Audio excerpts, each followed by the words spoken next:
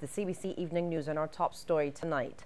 Dozens of former National Conservation Commission and Beautify Barbados workers marched through Bridgetown today, calling for justice and their jobs back. The protest was part of ramped-up efforts by their representative, the National Union of Public Workers. Kishmar Sandals was there. From as early as 7, the former workers began to converge at the starting point, Queen's Park. The crowd quickly swelled to over 100.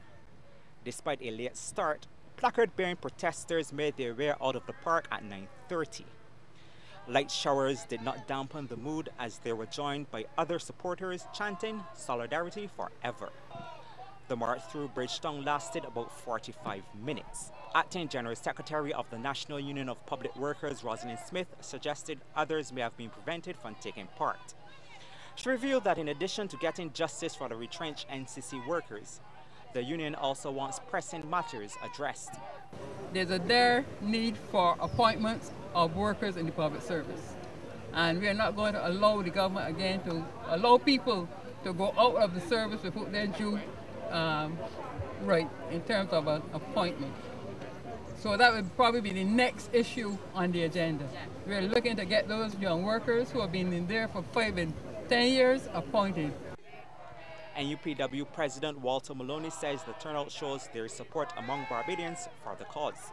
We must stick together because we must be our neighbor's keeper. Any injustice to a worker certainly is an injustice to all workers. And this march this morning shows that once you touch me, then you touch you and you touch every one of us. And then we must come out in solidarity.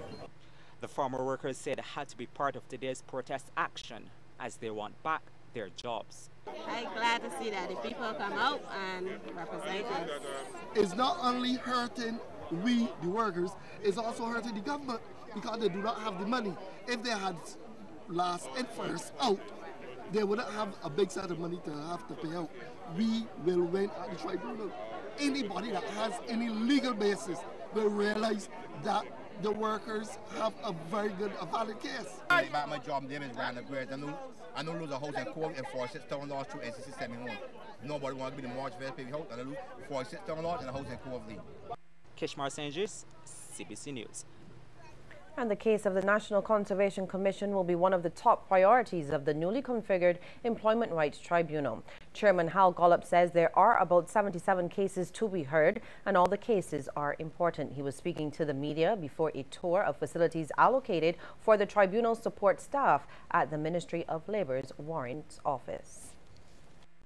CBC may rest assured that the tribunal will be working and exerting every possible effort to bring justice to their cause. Whether that be by putting it down as, certainly as a matter, it is their interests, their cases are matters of priority. And given the industrial climate, I have no doubt that the minister would insist that those the interests of those NCC workers be attended immediately. And Labour Minister Senator Dr. Esther Beyer says that she met with the Barbados Workers Union yesterday afternoon and also updated them on the tribunal. And we met with them as entities that had cases before the tribunal, including the NCC case, but they also have other cases before the tribunal. So we wanted to give them firsthand an update on the tribunal, where we are now, where we see ourselves going, to give them the assurances that we are, we haven't abandoned the idea of the tribunal, and to hear their concerns as well. Well, 3 members of the 9-member tribunal have been appointed by the government. The Barbados Workers Union, CDUSAB, and the Barbados Employers Confederation are expected to submit names for the remaining members by the end of the month. The tribunal will be supported by a registrar, a secretary, transcriptionist, and a clerk typist. Government has managed to improve the fiscal deficit by some $149 million. As a result, Central Bank Governor Dr. Delal Worrell believes that the revised fiscal target deficit of 7.2% can be achieved. He made the revelation today as he provided an economic assessment for the end of 2014, during which he maintained his prediction of 2% economic growth for Barbados this year. Between April and December 2014, The estimated deficit of $537 million represented a $149 million improvement on the previous fiscal year. The revised fiscal target deficit of 7.2% of GDP for fiscal year 2014-15 can be achieved so long as total supplementaries do not raise expenditure by more than $65 million, as announced in the Minister of Finance's statement in December 2014. Dr. Worrell also revealed that government's consolidation efforts to date have realized savings of $181 million. He also revealed the revenue figures for the solid waste tax and other taxes. Receipts from the consolidation tax, the municipal solid waste tax, and the asset tax were equivalent to $20 million, $39 million, and $14 million, respectively.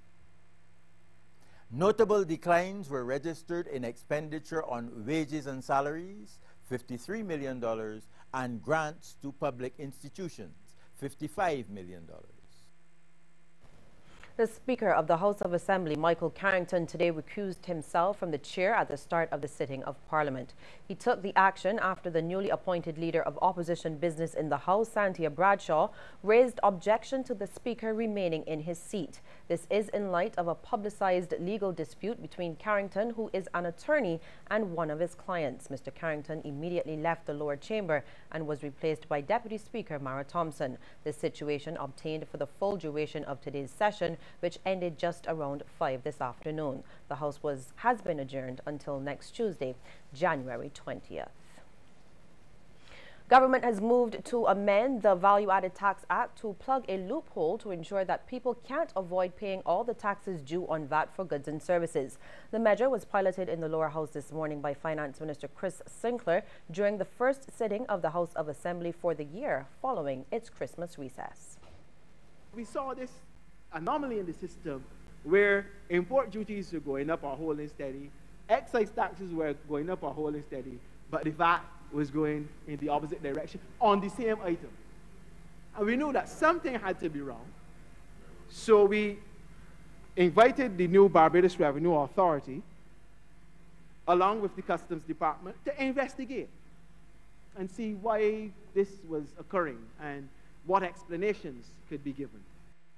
The Finance Minister says VAT is government's largest gatherer of revenues in the island, and he believes that the amendment will help to repair its base, which has been eroded over the past 17 years since its introduction.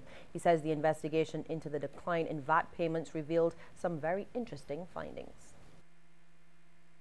Across the plethora of waivers which the Minister of Finance would have afforded to various entities, outside of those that specifically gave a waiver of the VAT, it was discovered that within the VAT Act itself, working in collusion, in this case, with other pieces of legislation, for example, the Customs Duties Act, that a clause within the VAT Act 31, Section 31, allowed for a certain degree of automaticity in the waiving of the VAT once that waiver was given for customs duty.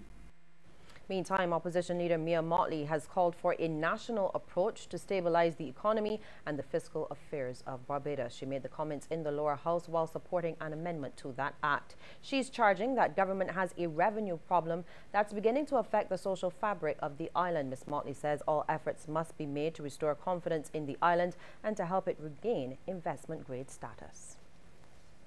Time has come for all efforts to be taken to restore confidence in the fiscal affairs of this country, to regain investor grade for the country and for its companies, and to ensure that the people of this country no longer face the social deterioration that has been setting in the last 6 to 9 months.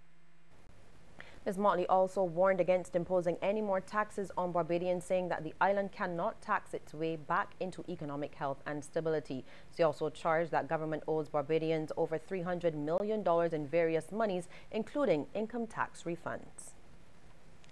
You cannot restore government's revenue situation by additional taxes. The people of Barbados can take no more taxes. In fact, the people of Barbados want to know when they will get their income tax refunds. The people of Barbados want to know when they will get their value-added tax refunds. And the evidence given in another place in May of 2013 was that at that stage almost 2 years ago, the government owed more than $300 million in VAT refunds to businesses and individuals in the country.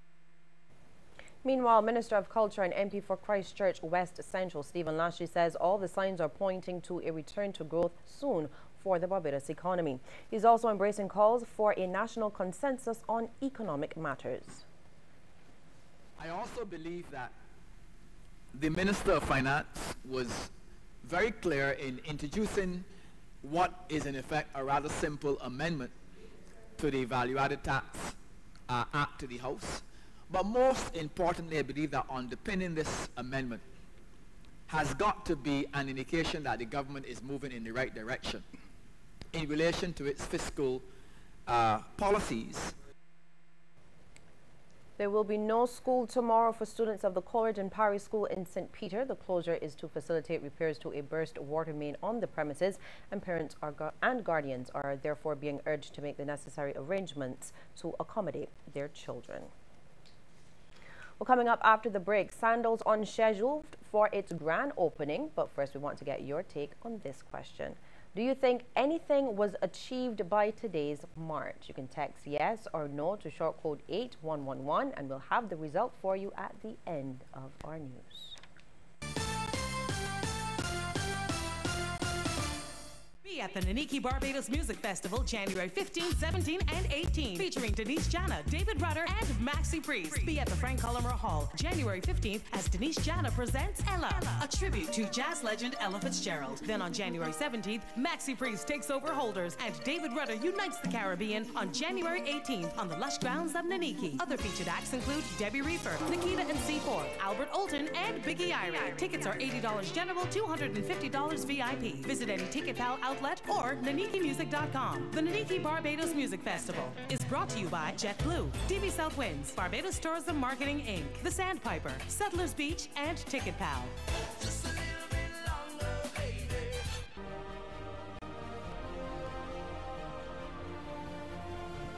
We are still in the year 1952. The month is May. The legislature is in session. My fellow assemblymen, as Barbados is the most windward island, if facilities were made for coaling and provisioning, a large and almost entirely new trade could be developed.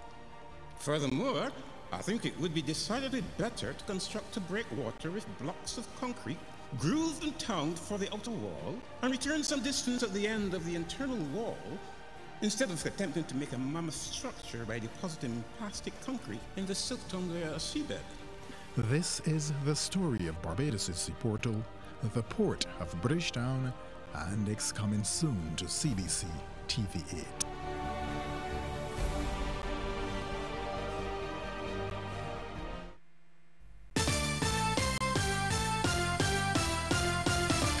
Construction work on the multi-million-dollar new Sandals Barbados Resort has been completed, and it's on schedule for a grand opening in just a couple of weeks. And the local contractors are coming in for high praise for their work. Ryan Broom has more.